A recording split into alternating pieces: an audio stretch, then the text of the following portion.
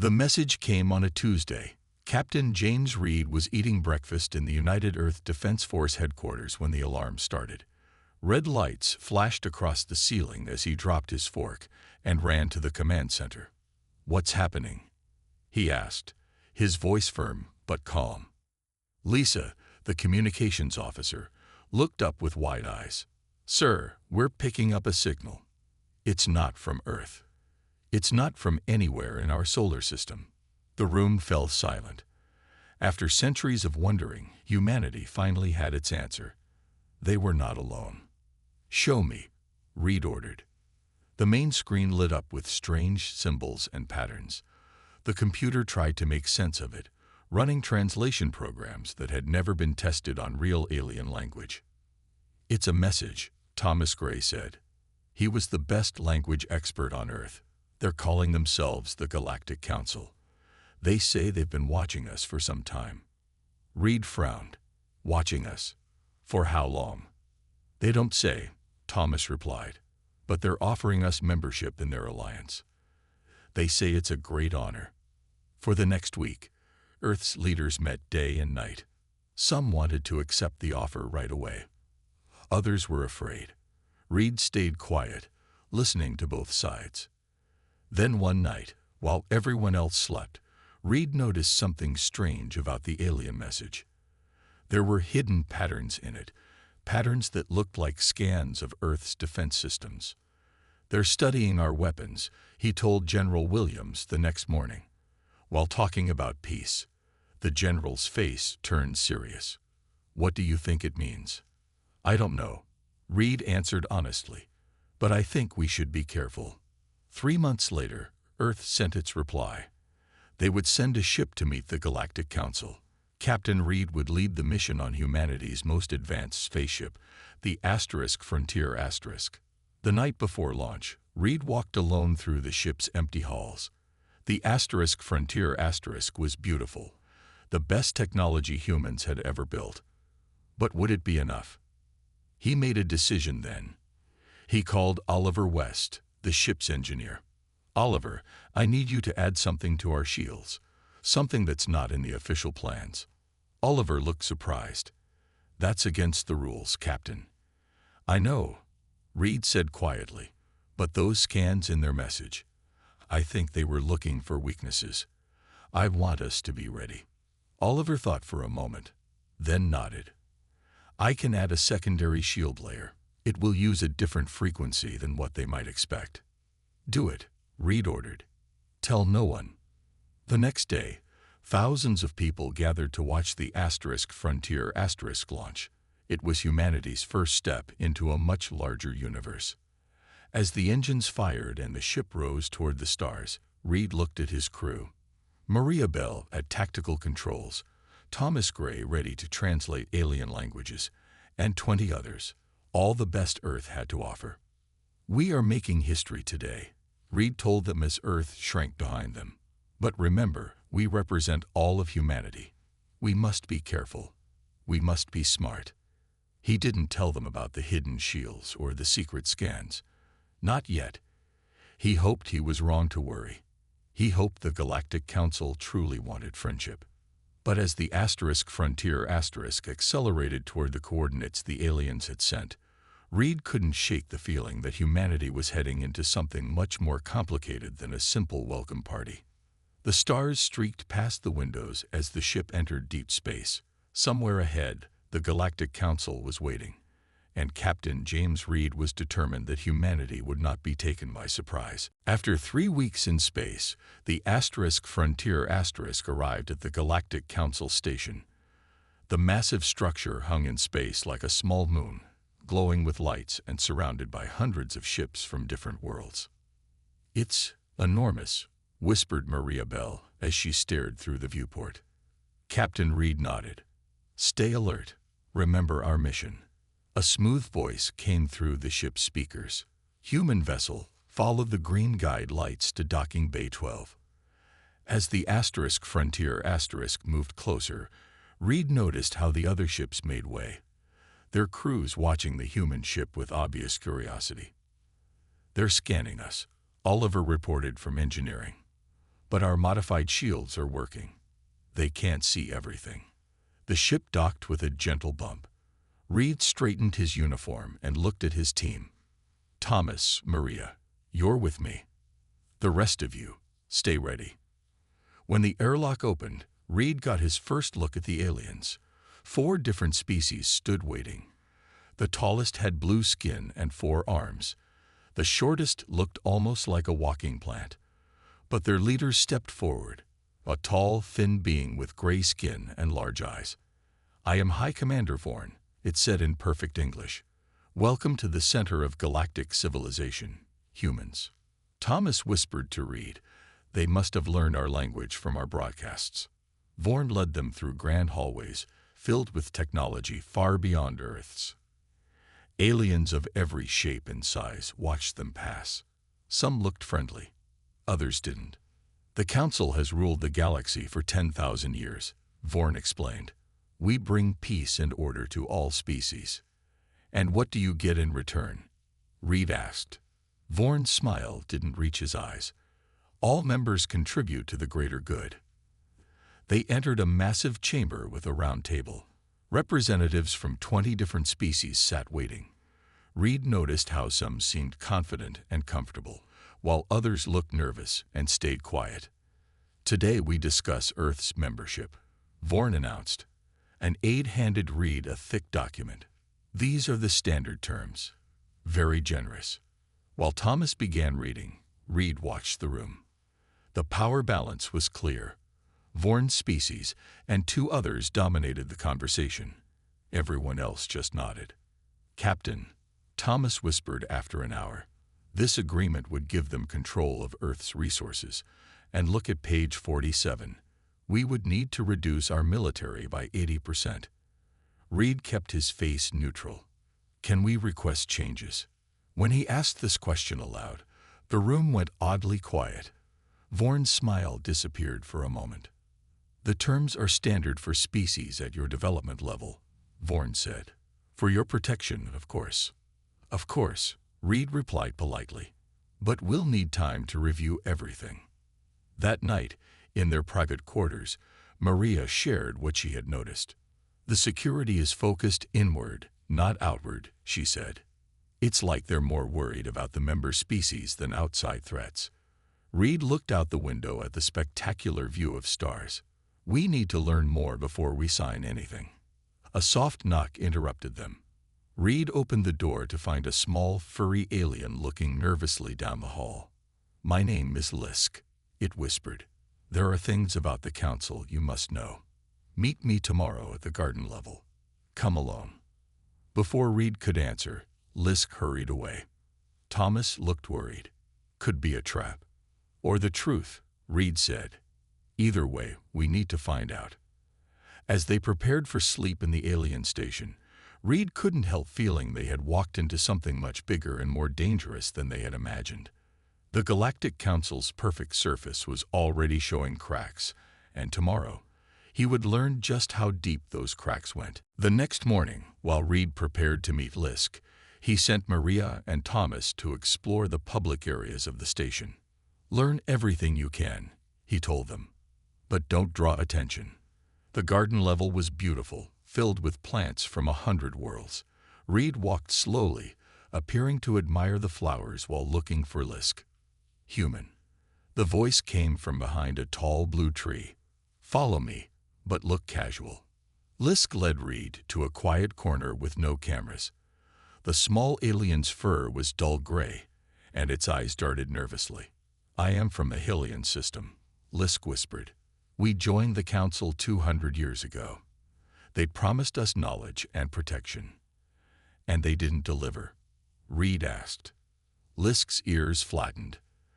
"They took everything from us. Our best minerals. Our best minds. Now my people make simple parts for Council ships. Nothing more." "Why tell me this?" "Because it happens to all new members." Lisk pulled out a small device. "This contains hidden records of what really happens. Take it." Reed accepted the small disk. "Why does the Council want Earth?" "Human brains," Lisk said simply. "Your minds adapt quickly. Your people solve problems in new ways. The Council fears this, but also wants to use it. Meanwhile, Thomas and Maria had found their way to the public archives. They moved through digital records, looking for information about Earth. "Look at this," Maria whispered, pointing at her screen. She had found a list of species the Council had integrated over the past 1,000 years.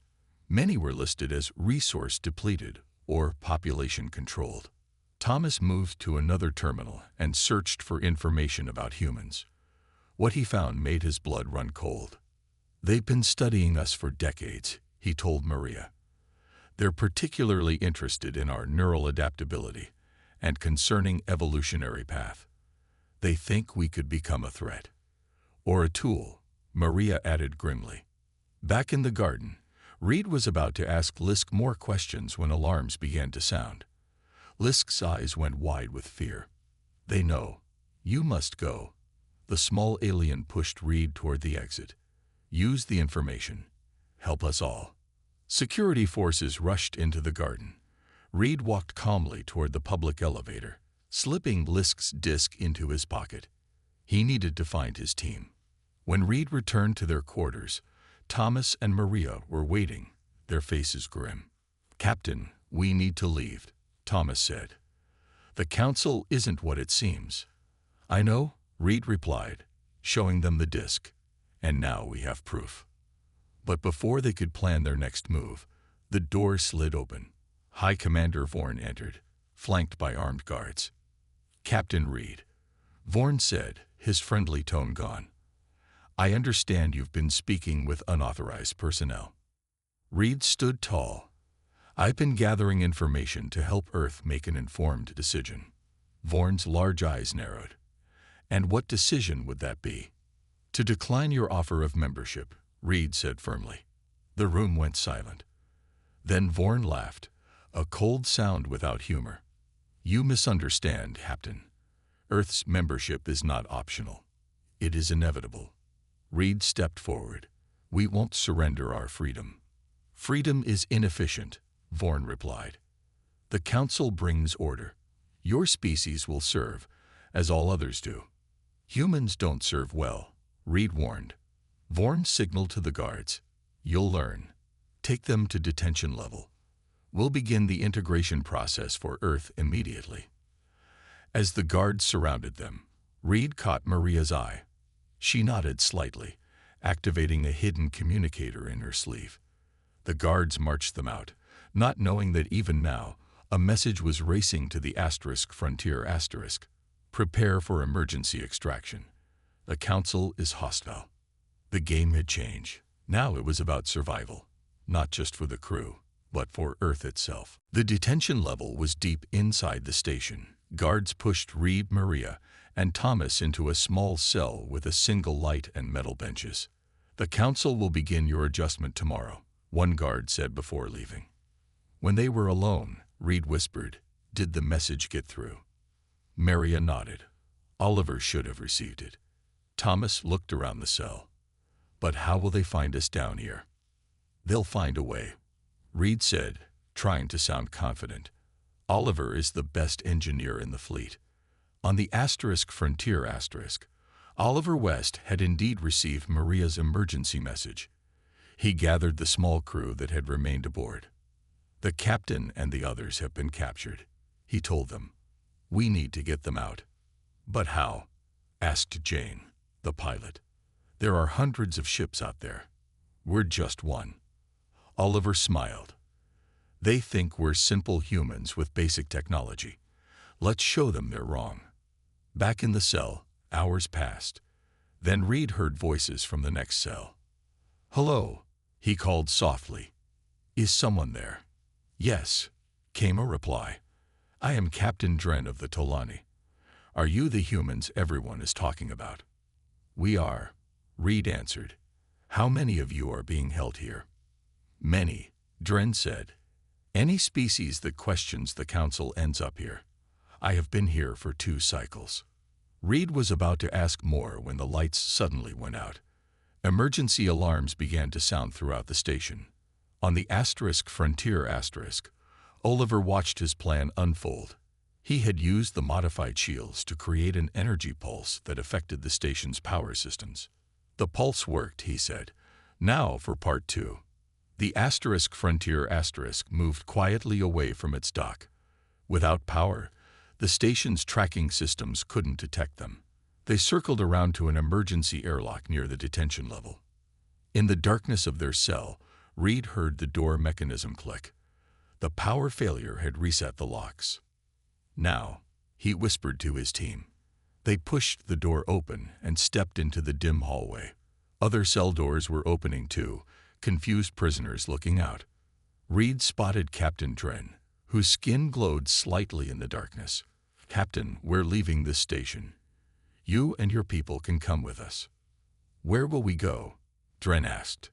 "Somewhere free from the Council," Reed promised. "But first, we need to get to the central data core." Guided by the information on Lisk's disk, Reed led them through dark hallways. They reached a large room filled with glowing servers. "Maria, download everything you can," Reed ordered. "Military capabilities, coordinates of all worlds. We need to know what we're dealing with." Maria worked quickly while Thomas and Dren kept watch.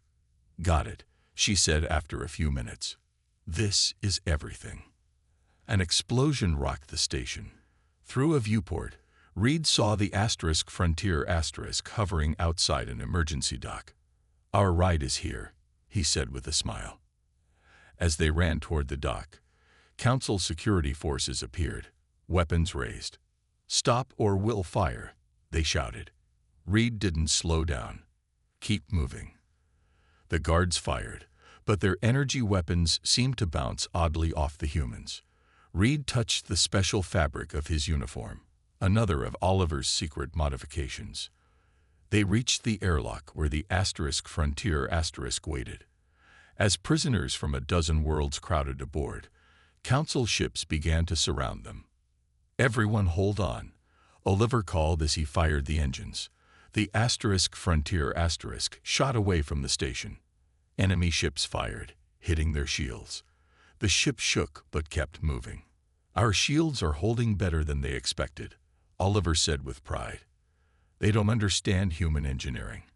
As the asterisk Frontier asterisk accelerated to escape speed, Reed watched the Council ships falling behind. They had escaped, but the real fight was just beginning. "Set course for Earth," he ordered. "We need to warn them and prepare." The asterisk Frontier asterisk reached Earth 2 weeks later, carrying not just its human crew, but also representatives from 7 alien species. Their arrival caused worldwide excitement and fear. In a secure room at United Earth headquarters, Reed showed world leaders everything they had discovered. "The Galactic Council plans to make Earth another slave world," he explained, displaying the data Maria had stolen. "They want our resources and our minds. They've done this to dozens of worlds." The room was silent as images of depleted planets and enslaved species filled the screens. General Williams spoke first. "What can we do? Their technology is far beyond ours." "Not as far as they think," Reed replied. He nodded to Oliver. "Their weapons and shields have weaknesses," Oliver explained. "They've grown comfortable. They haven't faced real opposition in thousands of years." Captain Dren of the Toleni stepped forward. His blue skin glowed softly under the lights. "My people know their bioweapons," he said. "The Vex understand their computers. Together with human creativity, we might stand a chance." Reed placed a star map on the table. "We found coordinates for 12 worlds recently contacted by the Council, worlds that might join us." General Williams looked doubtful. "You want to create an alliance against the most powerful force in the galaxy?" "Yes," Reed said simply. "Because separately we will all fall. Together we might survive." After 3 days of debate, Earth's leaders made their decision. They would not surrender to the Council. Instead, they would reach out to other worlds. 5 Earth ships were prepared, each carrying representatives from the rescued alien species. Reed would command the mission to the most distant worlds. Before leaving, He met with the engineers who were studying the Council technology from the data they had stolen. "We've learned so much already," the lead engineer told him. "Their weapons are powerful but predictable.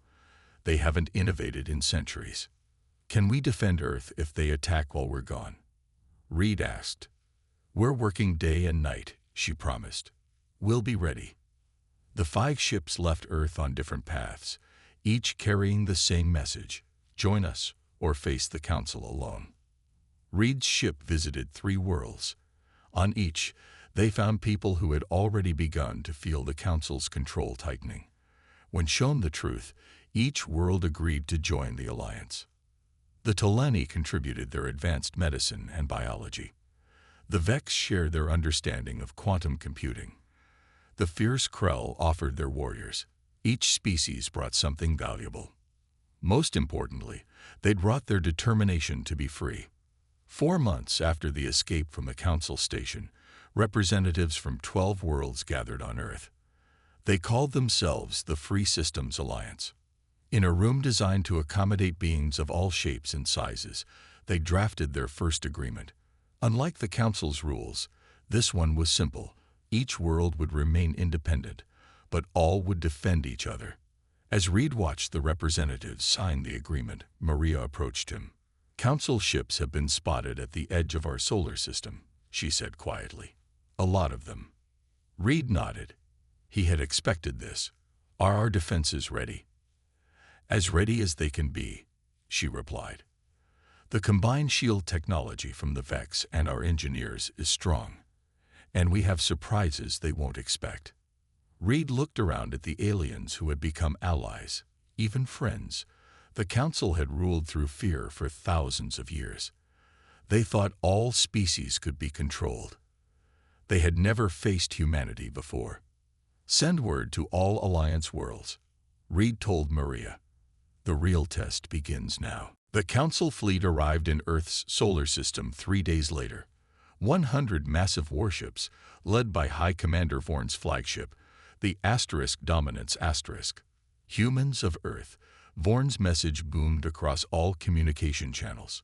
"Your resistance is pointless. Surrender now, and your world will be spared severe damage." In the Alliance Command Center, Reed and leaders from all 12 worlds watched the incoming fleet on the large screen. "They expect us to surrender immediately," Reed said. "They always win that way." General Williams nodded. "Then let's disappoint them." Earth's response was simple: "We decline your offer."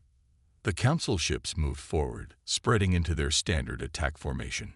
It was a pattern they had used for thousands of years against dozens of worlds. It had never failed. "All ships in position," Maria reported from her station. "Alliance fleet ready." Reed took a deep breath. "Begin Operation Surprise." Across the solar system, ships that had been hiding behind moons and asteroids suddenly activated. The Alliance fleet was smaller, only 60 ships, but they moved in patterns the Council had never seen before. "What is this?" Vorn demanded when he saw the unusual formations. "They're not following any known tactics." On the Alliance flagship, Reed smiled. "Human battle tactics, adapted for space. We've been fighting each other for thousands of years. We know a few tricks." The battle began. Council ships fired their powerful weapons, expecting quick victory. Instead, the Alliance ships dodged in unpredictable ways. Their combined shields, human technology enhanced with Vex and Tolani improvements, held against the Council weapons. "Sir, our ships report their weapons are more effective than expected," Maria told Reed. "The Council shields haven't been updated in centuries." The Alliance ships targeted the weakest points on the Council vessels, using information from the stolen data. 3 Council ships exploded, then 5 more. "Impossible," Vorn shouted as reports of losses came in. "These are primitive species." The Alliance ships moved in closer, surrounding Vorn's flagship. "Target their engines," Reed ordered. "Don't destroy the ship. We want to capture it." Precision strikes disabled the Dominance * while the rest of the Council fleet fell into confusion. Without their leader's orders, they didn't know how to adapt to the unexpected tactics. Reed led a boarding team onto Vorn's ship. They fought their way to the bridge, where Vorn waited, his large eyes wide with disbelief. "How?" he demanded. "How could you defeat our superior technology?" "Technology isn't everything," Reed replied. "You became predictable. Humans never do." With the flagship captured, Reed accessed its communication system. Using the codes from the stolen data, he connected to every Council world simultaneously. "People of the galaxy," he began. "For too long, the Council has lied to you. They don't protect worlds. They exploit them." Reed showed the evidence. The secret mining operations, the enslaved populations, the lies told to keep member worlds under control. "Today, the Free Systems Alliance offers a different future," he continued. "One where all species are truly equal. Where technology is shared, not controlled. Where worlds remain free." Across the galaxy, on hundreds of planets, people watched. Many had suspected the truth but had been afraid to speak out. Now, seeing the mighty Council fleet defeated, they found their courage. On 20 worlds, protests began. On 50 more, local leaders demanded answers from Council representatives. The perfect control that had lasted for thousands of years began to crack. The Council's reign was ending, and humanity had sparked the change. 1 year after the battle at Earth, the galaxy had changed completely. Reed stood by the window in the new Interstellar Congress building. It had been built on neutral ground, a beautiful planet called Terra Nova, gifted to the Alliance by the Tolani. Ships from 50 worlds filled the sky above, coming and going freely. "Hard to believe how much has changed," Maria said, joining him at the window. Reed nodded. "The Council ruled for 10,000 years. We broke their power in one." After Reed's broadcast, the Council's control had collapsed quickly. On world after world, people demanded freedom. Some Council leaders tried to fight back, but without their central command, they failed. The 3 dominant Council species, including Vorn's people, had lost their special status. Now they sat at the same table as everyone else in the new Congress. "Ambassador Reed," a voice called. It was Lisk, the small alien who had first helped them on the Council station. "The opening ceremony is about to begin." Reed smiled. "Thank you, Chancellor Lisk." Lisk had been elected as the first leader of the new Congress, chosen for his courage and wisdom. The shy, nervous alien Reed had met was now a confident leader. In the Great Hall, representatives from 63 worlds gathered. Some had been part of the Council for thousands of years. Others were new to galactic politics. All were equal now. General Williams, now Earth's official ambassador, waved Reed over. "Quite a change from military life," Williams said, adjusting his formal clothes. "I prefer a uniform." "You'll get used to it," Reed replied with a smile. The ceremony began with Lisk addressing the gathered representatives. "Today we celebrate 1 year of true freedom," he said. "For millennia, the Council ruled through control and fear. They believed this was the only way to maintain order." Lisk gestured toward the human delegation. "But humanity showed us another path. When faced with a power that had ruled the galaxy for 10,000 years, they did not surrender. They did not fight alone. Instead, they reached out to others. They built connections. They shared knowledge instead of hoarding it." Reed listened, remembering the desperate escape from the Council station, the risky alliances, the battle that could have ended very differently. "Our new Congress is built on 3 principles," Lisk continued. "Freedom for all worlds to govern themselves, mutual defense against any threat, and open exchange of knowledge and technology." After the ceremony, many representatives approached Reed. Some thanked him. Others were simply curious about humans. "Your species accomplished in 1 year what others couldn't do in thousands," one alien said. "How?" Reed thought about this. "I think it's because we question everything. We never accept that something can't be changed." That evening, Reed was officially named Earth's ambassador to the Congress. As he accepted the position, he looked out at the diverse beings watching him. The council believed that control was necessary for peace, he said in his speech. They saw differences as dangerous. But humanity's history taught us something different. Our greatest achievements came not from control, but from cooperation. Not from sameness, but from diversity of thought. He looked at the former council species, now equal members of the Congress. Perhaps the galaxy needed both approaches. The council brought stability for thousands of years, but when that stability became stagnation, it was time for change. As Reed finished his speech, ships from dozens of worlds lit up the night sky in celebration. The galaxy had entered a new age, one where no single power ruled, where many voices were heard, and where humanity had earned its place among the stars.